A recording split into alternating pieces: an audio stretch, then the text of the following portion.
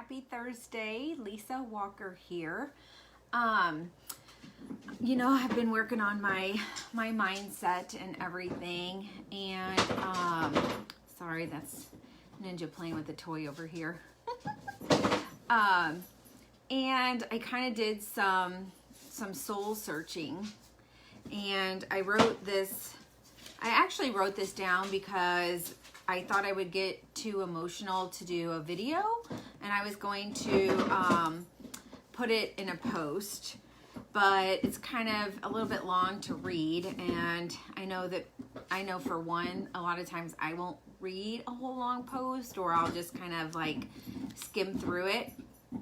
So I did type it up because I thought, knowing me and my squirrel brain, I would get distracted, or I would get too emotional and lose focus that way. So I am going to just read what I wrote and hope that you get some kind of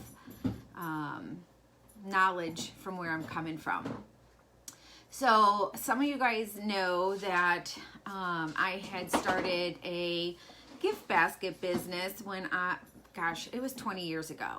So I remember because I was 30 when I started it, and I had been dreaming about it for a while before that, and kind of, putting feelers out and making gift baskets for family and friends and events, and I just had so much positive feedback.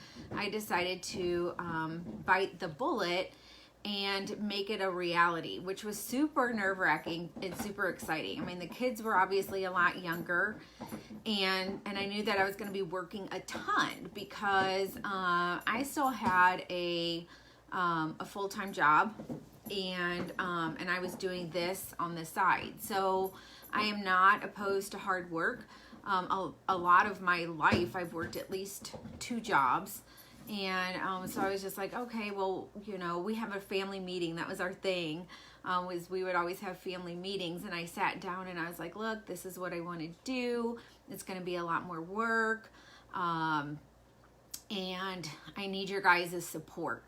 So that being said, we started out of my home, and we expanded to Main Street in St. Charles, and then we outgrew our space and went to a bigger building on 5th Street. And we were finally seeing the black, the black as far as black ink. we were out of the negatives and actually making some money. And we were building a reputation in the corporate world, and we had a lot of corporate clients, and it was just an exciting time for us. And then here's where I'm going to start reading off of my little cheat sheet. So then we got caught in the recession, and I believe that was about 11 or 12 years ago, somewhere around there. So that put us into our business for about 8 years. So the recession hurt a lot of people, and it was personally painful for me. The worst part, and I am reading off my cheat sheet, it broke my ego and my confidence. I felt so disheartened that something that I worked so hard for was just crumbling before my eyes, because as you know now, when the country comes into an economic crisis, even your best clients, your corporate clients, people that you've built relationships with through the years, no longer can place orders with you, or they are cutting back on what they can do. And I was picking up the phone, guys. I was picking up the phone and calling like, hey, what is going on? Like, in my mind, these big companies could afford to do what they had been doing for the last several years. And, to my dismay, that wasn't true. Like, everybody was panicking and everybody was holding tight to their purse strings. So when you build up a business, whether it be brick and mortar, home-based, whatever, and you feel like you've done everything that you can, and it's not good enough to withstand a tragedy like that, and I still call it a tragedy. It hits your core.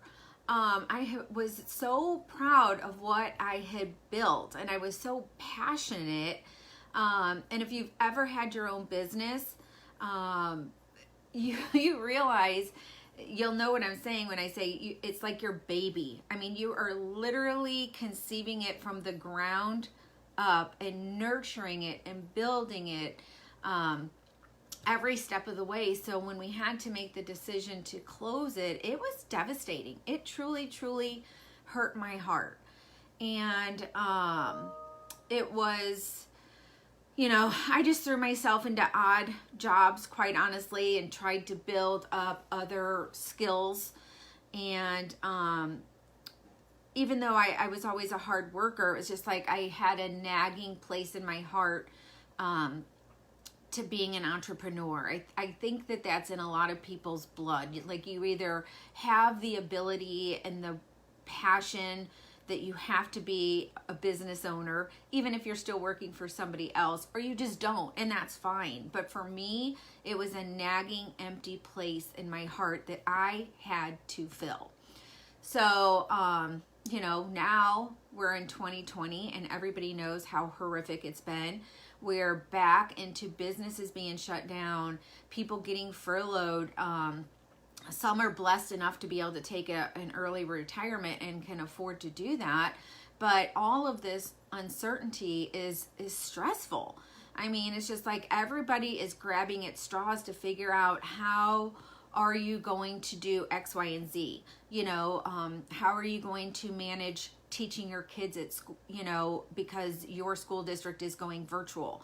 How are you going to juggle that with working from home if you never had to work from home before? I mean, it's just like all of these things, and I think that's why we had my mood yesterday, is you don't realize the crushing impact that's doing to you on a regular basis, is just all the uncertainty.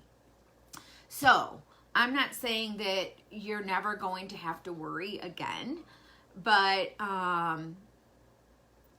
for me, I had literally, I had to file bankruptcy.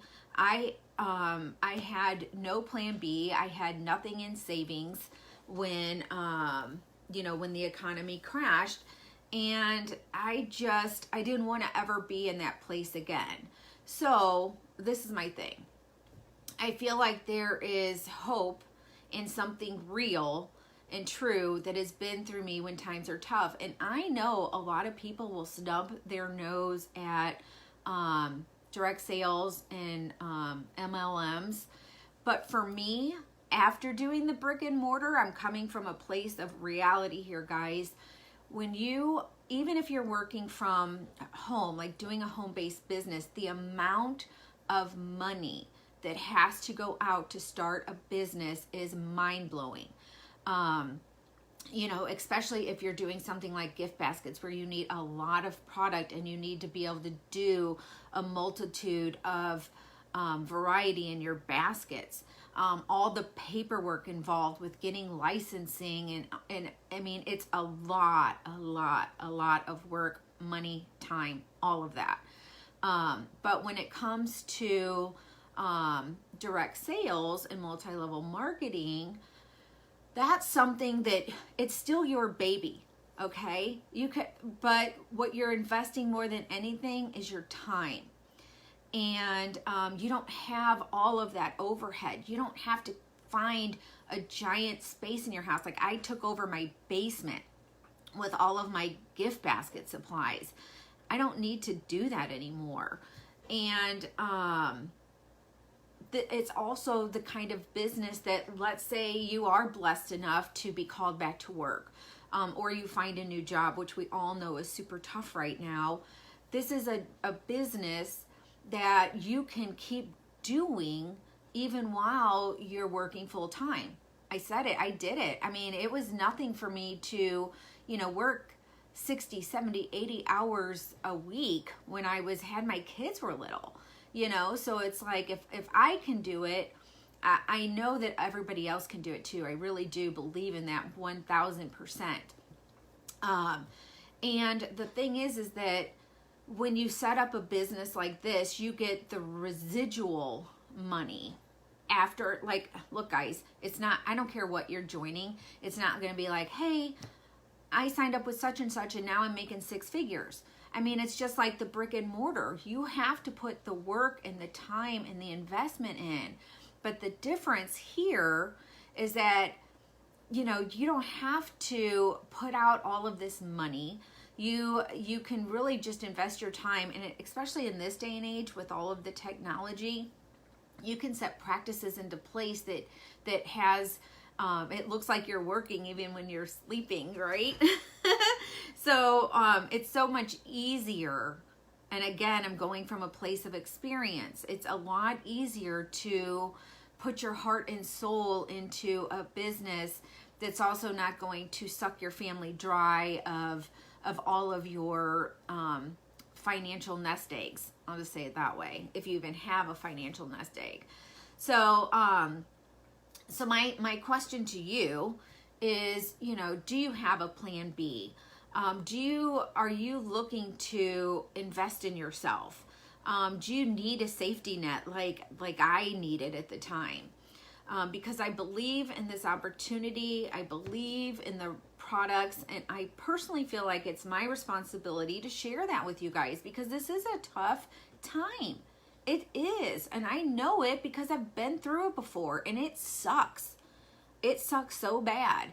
And I mean, I had cried a lot of tears, you know, of feeling like a failure. And I don't, you know, the control was out of my hands, but it didn't make it any less impactful or devastating. And so to me, again, I feel like I'm doing a service to at least let you guys know where I came from, where I'm going, because life is a never-ending traveling journey, right? You're not at the end until you're 6 feet under, guys. That's it. I mean, you need to constantly be working and doing something to better yourself. You know, your mindset, your health, your financials, all of it. It's all encompassing, you know, and until God calls you home, you better be working on yourself, guys, your spirituality, all of it. It's all important, and it all makes a big difference on how you view the world and how the world views you. So if this is something that interests you and you're wanting to, you know, make your life better, then let me know. You know, say something in the comments. If you want to talk personally and you don't want people to see your comments, or you understand where I'm coming from, or you've been there, done that, and you're ready to reach out and do something else, shoot me a private message. And I'm willing to talk on the phone too. You know, a lot of you guys have my number, so I'm here. I'm willing to help you guys. I truly believe in this industry, and I know it has made a difference for me. It's been helping me build my confidence back up. I struggled with that back in the day, even with the businesses, you know, or the gift basket business. It freaked me out to have to do a presentation, to be in front of a camera. I had to be in front of a camera when I was getting my licensing done for my city, and I sounded like an imbecile. It was horrible. And I feel like I've come a long way, so there's growth here. And you're learning new things. And for me, when you're learning something new and you're pushing yourself, there is value. There is value in that. So, so anyway, I hope that you saw some insight here. I think I did really good with having my notes, and I didn't get too emotional, because it still hurts my heart a little bit, guys. You know, I feel like this is a rewind from, what was it, 2007 or 2008. I know it was somewhere around there. And that was the first thing that came to my mind when all of this started happening, is I just looked over at Kevin and I was like, oh God, you know, I feel like this is the nightmare of 2007, and this virus is going to impact more people, and not only their health, but their financial health. I knew it. I knew it from the bottom of my soul, my core, that it was going to be devastating to a lot of families. And I truly believe that this opportunity can help you, but you have to want it. You have to be passionate about it, and you have to put in the work. You always, always, always, no matter what your dreams are, you have to put in the work. You can't sit on the couch and eat bonbons and think that, well, I really want to lose 20 pounds. Got to do it. But you're sitting there eating crap and you're watching TV and you're not out there moving. It's not going to happen. So no matter what it is that you want in this life, you have got to work for it. You can't just put it out in the universe and say it and think it's going to magically happen. So anyway, that's it. I'm looking forward to my dance party tomorrow. I sent out my last clue today. I just hope it all works out well and that there's no no calls to 911 for assistance. That's another little clue if you're watching this video. So anyway, until tomorrow, get your dancing shoes on. Have a great day, everybody. Bye.